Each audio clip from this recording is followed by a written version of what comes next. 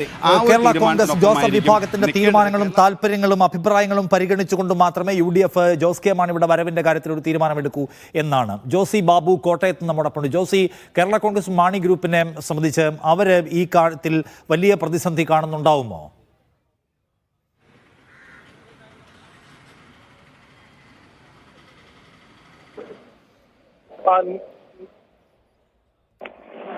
നിഷാദ്, കഴിഞ്ഞ ദിവസം തന്നെ മുന്നണി പ്രവേശനവുമായി ബന്ധപ്പെട്ടുകൊണ്ടുള്ള വിഷയത്തിൽ ജോസ് കെ മാണി നിലപാട് വ്യക്തമാക്കിയതാണ്. ഇത്തരത്തിൽ പ്രചരിക്കുന്ന ചർച്ചകൾ തെറ്റാണ്, UDF നേതൃത്വവുമായി ഒരു തരത്തിലുള്ള ചർച്ചകളും നടത്തിയിട്ടില്ല എന്ന് ജോസ് കെ മാണി തന്നെ വ്യക്തമാക്കുകയും ചെയ്തിരുന്നു. ഈ ഒരു പശ്ചാത്തലത്തിലാണ് ഈ അപ്പുവിന്റെ ഈ മുന്നണി പ്രവേശനത്തിലേക്കുള്ള ക്ഷണവും അതോടൊപ്പം തന്നെ ജോസഫ് ഗ്രൂപ്പുമായുള്ള ചർച്ചയ്ക്ക് നേതൃത്വം നൽകുമെന്നുള്ള പ്രതികരണവും വന്നിരിക്കുന്നത്.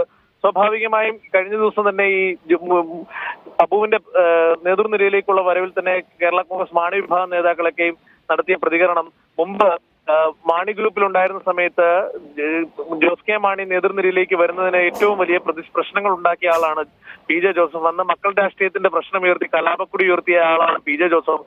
PJ ജോസഫ് അദ്ദേഹത്തിന്റെ മകനെ തന്നെ പാർട്ടി നേതൃത്വത്തിലേക്ക് കൊണ്ടുവന്നത് അവിടെ പാർട്ടിയെ മുഴുവൻ ഹൈജാക്ക് ചെയ്യാനും മറ്റ് രണ്ടാമത് നേതാക്കളെ ഒതുക്കുവാനുമാണെന്നുള്ള ഒരു പ്രതികരണം മാണി കോൺഗ്രസ് നേതാക്കളുടെ ഭാഗത്തു നിന്നും ഉണ്ടായി കഴിഞ്ഞിരിക്കുന്നു.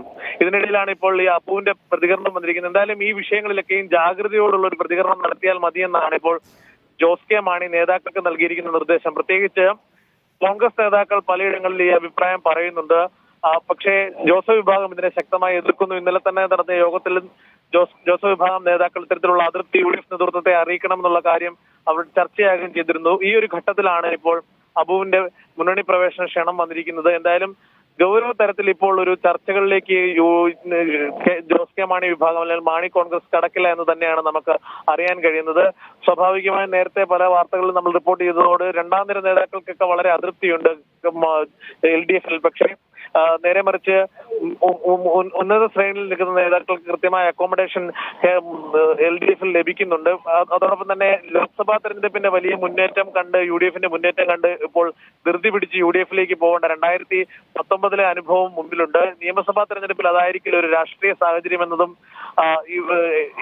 ജോസ് കെ മാണി വിഭാഗം ചർച്ച ചെയ്യുന്നുണ്ട്. കൂടാതെ പഞ്ചായത്ത് തെരഞ്ഞെടുപ്പിലെ ഫലം കൂടി പരിശോധിച്ച ശേഷം അപ്പോഴത്തെ രാഷ്ട്രീയ സാഹചര്യം കൂടി പരിശോധിച്ച ശേഷം മാത്രമായിരിക്കും മുന്നണി പ്രവേശന കാര്യത്തിലേക്കുള്ള മറ്റ് ചർച്ചകളിലേക്ക് ഗൗരവതരത്തിൽ കേരള കോൺഗ്രസ് കടക്കുക. എന്തായാലും നേരത്തെ പല വാർത്തകളിലും വന്നതുപോലെ അനൌദ്യോഗിക ചർച്ചകൾ പലതരത്തിലും നടക്കുന്നുണ്ട്. ലീഗിന്റെ ഭാഗത്തു നിന്നും മറ്റും അത്തരത്തിലുള്ള ചർച്ചകൾ നടക്കുന്നുണ്ട്.